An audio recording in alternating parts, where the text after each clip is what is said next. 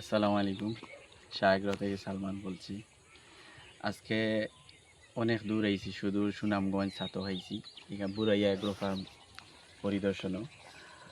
বুরাইয়া agro ফার্মের সত্তাধিকারী আমার বড় ভাই শ্রদ্ধা এনামুল হক ভাই, থানা মন্ত্রণেও তাই না আমার ওয়াইডিসির বড় ভাই।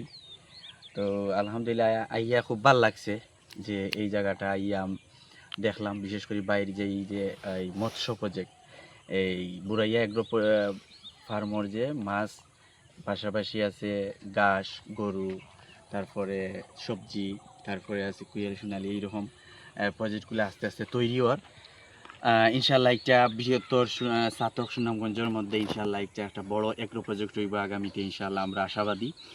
আর ভাইও যে এখন এই যে এত সুন্দর একটা প্রজেক্ট তৈরি করছেন, আমরা আমরা এগ্রোর প্রতি, কৃষির প্রতি আমরা যে একটা টান, খামারের প্রতি, নিজের খাদ্য নিজে তৈরি করা, নিজের 1 ইঞ্চি মাটি থাকলে যে নিজে আমরা চাষ করতাম, তাইলে ইনশাল্লাহ আগামীর বিশ্ব হইব এগ্রোর বিশ্ব।